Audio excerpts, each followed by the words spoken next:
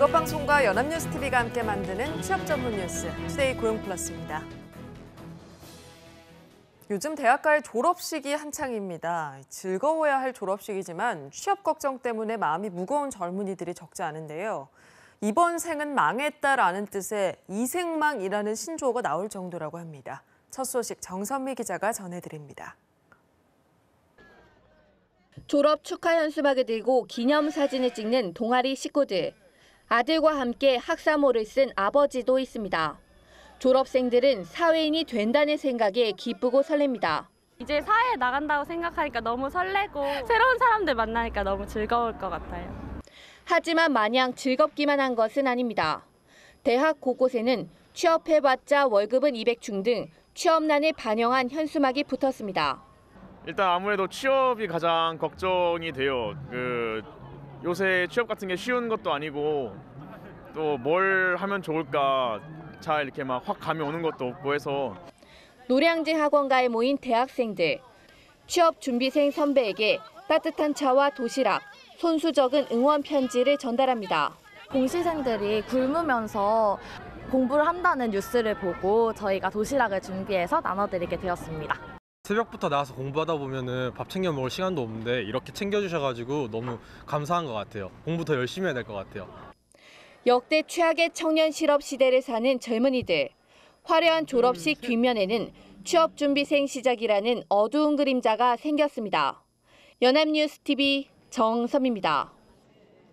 특검이 삼성의 대기업 수사는 사실상 어렵다는 입장을 밝히면서 재계는 일단 최악의 시나리오는 피했다는 안도의 한숨을 내쉬고 있습니다.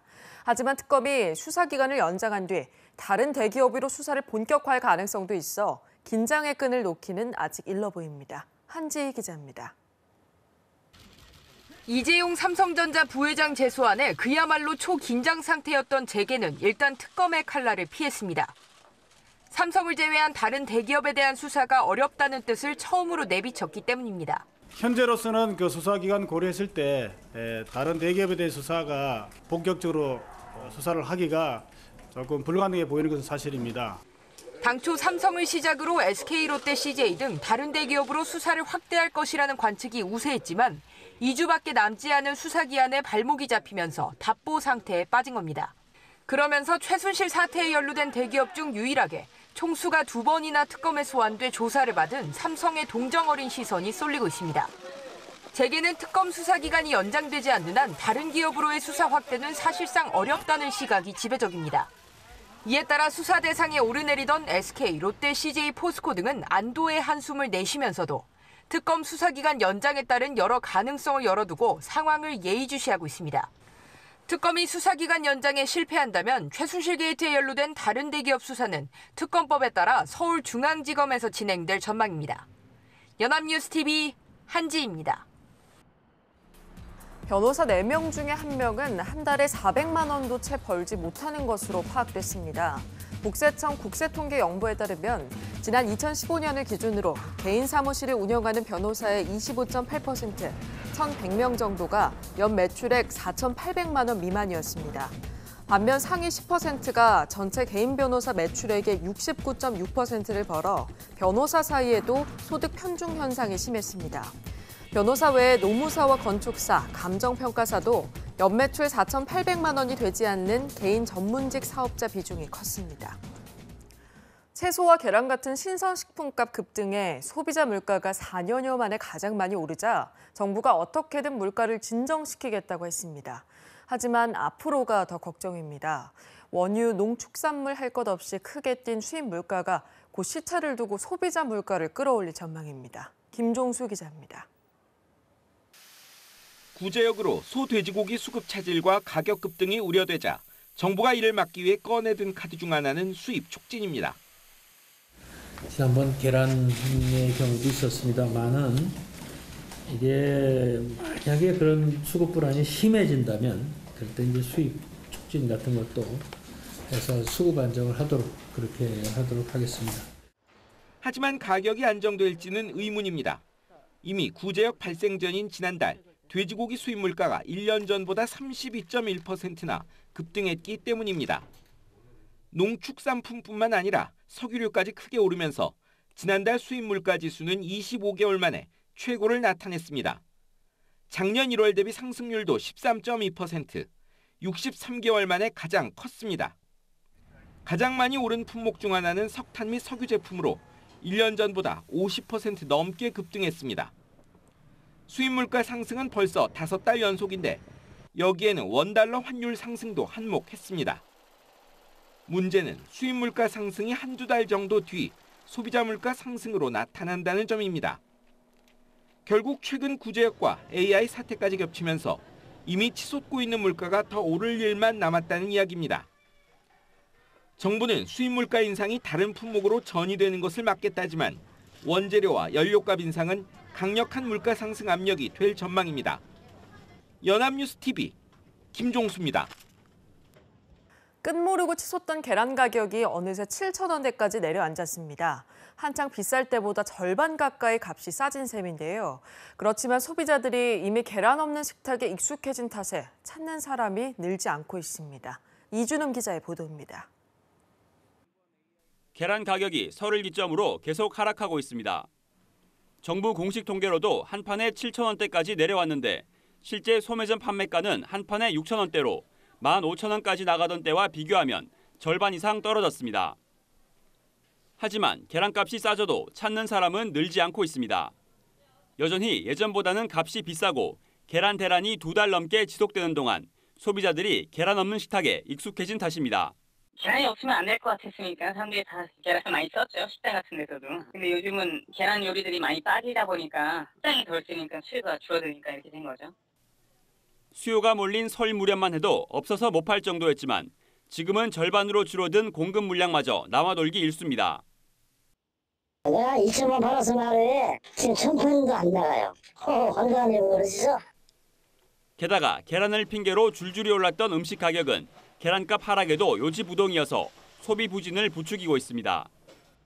계란만 오른 게 아니라 김도 오르고 다 야채, 채소는 이런 게 다 모든 게 공산품들이 다 올라서 저희가 크기를 조금 키우면서 속도 좀 더 많이 넣으면서 업계는 3월 이후 학교가 개학하면 수요가 되살아날 것으로 기대하고 있지만 산란용 닭의 성장 기간을 고려하면 계란 유통 정상화까지 최소 반년이 소요될 것으로 전망됩니다. 연합뉴스TV 이준음입니다.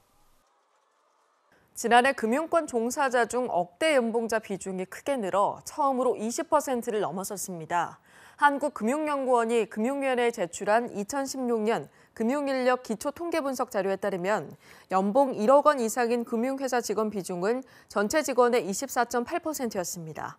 억대 연봉자 비중은 은행이 32.9%로 가장 높았고 자산운용, 신탁 28.8%, 증권 선물 27.5%, 보험이 22.6% 순이었습니다.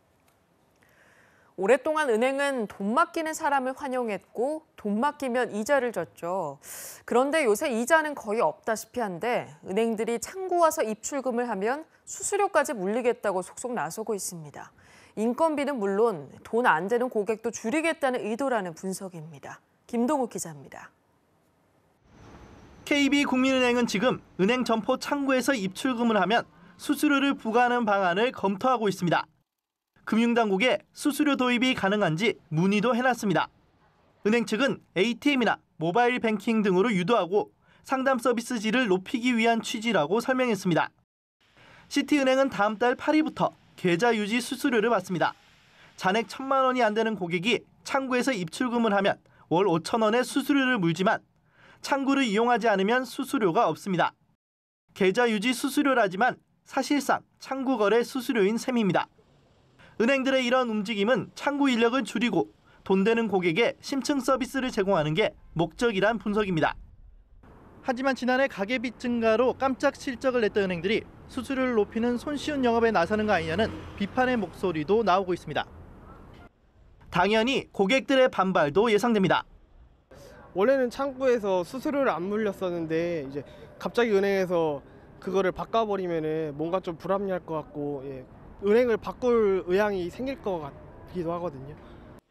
KB국민은행이 금융당국의 상품 심사를 통과해 실제 창구 거래 수수료를 도입한다면 이 제도는 전 은행권으로 확산할 전망입니다. 연합뉴스TV 김동욱입니다. 긴급 사건이나 응급 사고 때 부르는 전화가 바로 119입니다. 그런데 이 119 구급차를 마치 자가용처럼 부르는 사람이 의외로 많습니다. 꾀병으로 신고 전화를 하면 최고 200만 원의 과태료가 부과됩니다. 강창구 기자가 취재했습니다.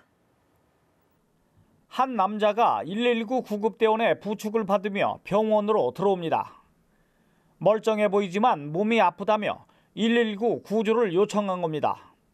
응급실에 도착한 이 남자는 그러나 진료도 받지 않은 채 잠시 후 무단으로 귀가했습니다. 술에 취해 장난 전화를 한 겁니다. 1분 1초가 진짜 아까운 응급 환자들 같은 경우는 빨리 저희가 가서 출동을 해서 처치를 해야 되는데 그런 비응급 환자들 때문에. 작년 한 해 경기도에서 모두 62만 건의 구급 출동이 있었지만 이 중 17만 건이 비응급 환자였습니다. 이런 멀쩡한 환자들 때문에 응급 환자들이 골든타임을 놓칠 수 있습니다. 응급 환자라는 신고를 받고 현장에 도착했는데 비응급 환자인 경우가 간혹 있습니다. 그때는 좀 허탈한 마음이 들고. 경기도 재난안전본부가 칼을 빼들었습니다.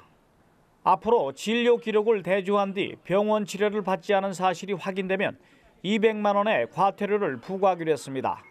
해마다 증가하는 비응급 신고를 줄이기 위해 과태료 부과 등 강력한 대응을 통해 도민의 골든타임을 지키겠습니다. 재난안전본부는 또 감기 등 가벼운 질병 환자에 대해서는 관련법에 따라 구급 요청을 거절하도록 했습니다. 연합뉴스TV 강창우입니다. 밤샘 근무를 한 모 대기업 직원이 회사 화장실에서 목을 매 숨져 경찰이 수사에 나섰습니다. 경찰 소방당국 등에 따르면 14일 오전 9시쯤 서울 금천구 가산동 모 디지털센터 12층 화장실에서 모 대기업 직원 A씨가 의식을 잃은 채 발견됐습니다.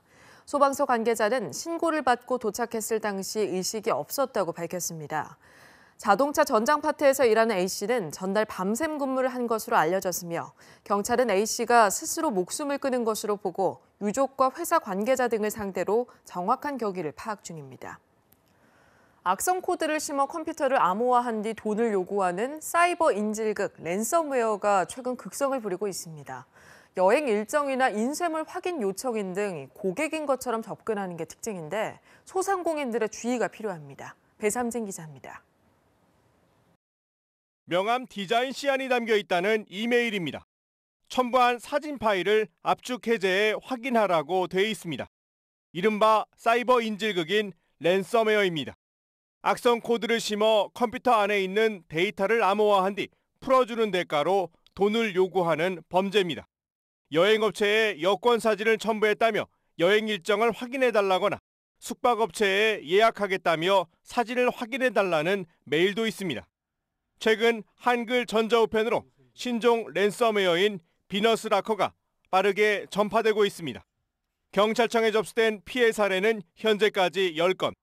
비너스라커는 기존과 다르게 한글로 돼 있는 것이 특징이고 첨부 파일을 여는 순간 감염됩니다. 감염이 되면 암호를 풀기 위해 120만 원 상당의 가상화폐 비트코인을 72시간 이내에 입금하라고 요구합니다. 연말정산이나 인사발령, 구인 구직 등의 형태로 메일이 오기도 합니다. 고객들로부터 온 메일을 열어볼 수밖에 없는 업체들을 대상으로 한글화된 메일을 보내서 감염시킨 다음 돈을 지불시키게 하는. 경찰은 출처가 불명확한 메일은 열어보지 말고 인터넷 브라우저나 백신 등을 최신 버전으로 업데이트해야 피해를 줄일 수 있다고 당부합니다. 연합뉴스TV 배삼진입니다.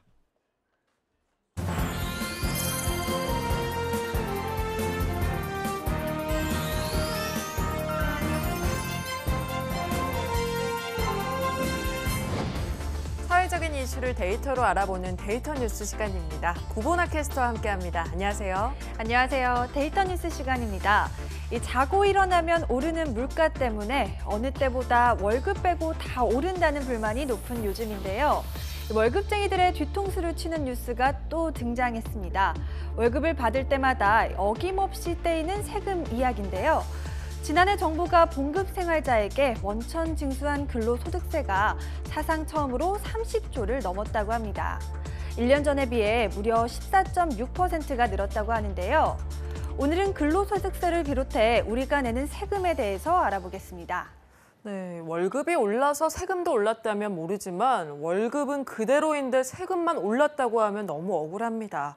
근로소득세가 14.6% 증가했다면 너무 많이 오른 거 아닌가 이런 생각이 드는데요. 네, 그런 측면이 분명히 있습니다. 임금 상승률이 높은 대기업 기준으로 봐도 이 정부의 근로소득세 증가율은 임금 상승률의 서너 배에 달하는데요. 예를 들어 현대자동차그룹의 지난해 임금 인상률은 5.1% 정도였고요. LG전자가 1.8%, 삼성전자 평사원 임금이 2% 정도 올랐다고 합니다. 전체 임금 근로자 평균이 4% 정도 올랐다고 하는데요.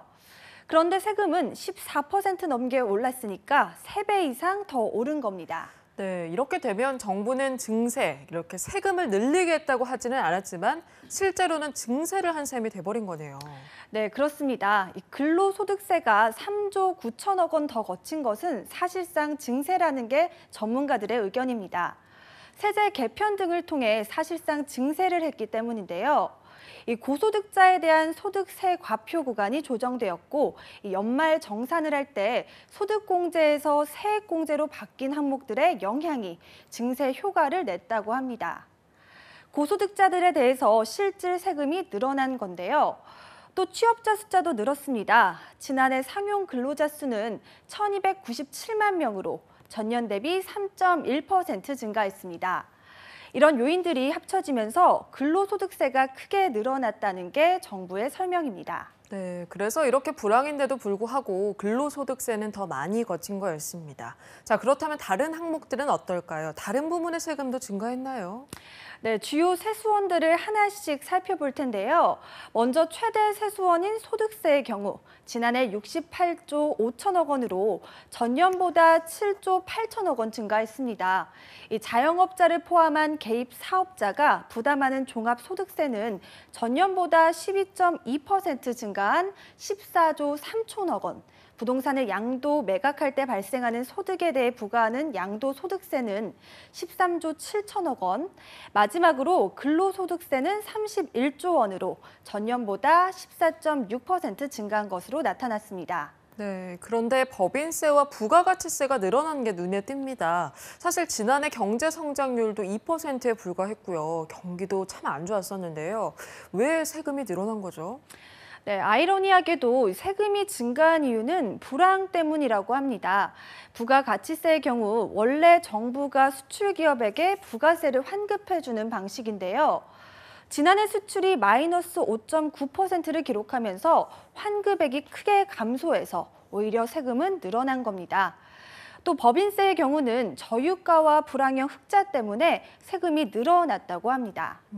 그러니까 경기가 회복이 되고 고용과 투자가 증가하면서 세수가 확충되는 게 아니었군요. 어쨌거나 세금이 이렇게 늘었으니까 나라의 고가는 채워졌겠습니다. 네, 그렇습니다. 지금 정부의 예상보다 많이 거쳐서요. 쓰고 남은 세금이 8조 318억 원에 달한다고 합니다.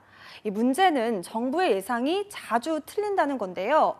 지난 2012년부터 3년간은 예상보다 세금이 거치지 않아서 갑자기 빚을 내야 했는데 2015년부터는 또 예상보다 세금이 많이 거치고 있습니다. 이렇게 되면 원래는 시중에서 쓸 돈이 일단 정부 주머니로 들어와서 경기 활성화에 방해가 된다는 지적이 있습니다. 네, 물론 세수 전망이 쉬운 건 아니겠지만요. 이렇게 계속 큰 차이가 나는 건 분명히 문제가 있어 보입니다. 이렇다 보니까 꼭 필요한 세금이라는 생각보다는 아까운 돈이다 이렇게 생각하는 사람도 많고요. 네, 그렇습니다. 이 기획재정부는 2016년 우리나라 국민들의 조세 부담률이 19.4%에서 19.5% 정도로 예측했는데요. 이 비율은 2013년부터 꾸준히 상승 중입니다. 하지만 우리나라 조세 부담률은 OECD 국가 평균인 약 26%에 비해서 한참 모자란 수준입니다. 그래서 앞으로 OECD 수준의 증세를 추진할 것으로 예상되고 있습니다. 네, 그렇습니다. 죽음과 세금은 피할 수 없는 인간의 운명이라는 미국의 격언이 있습니다. 죽음처럼 피할 수 없는 세금이라고는 하지만 그걸 또 용케 피하는 사람들이 있다는 불신이 우리 사회의 가장 큰 문제인 것 같습니다. OECD 수준의 세금을 내도 아깝지 않은 그런 사회가 됐으면 하는 바람입니다. 자, 지금까지 데이터 뉴스 구보나 캐스터와 함께했습니다. 오늘 고맙습니다. 고맙습니다. 투데이 고용플러스 오늘 준비한 소식은 여기까지입니다. 함께해 주신 여러분 고맙습니다.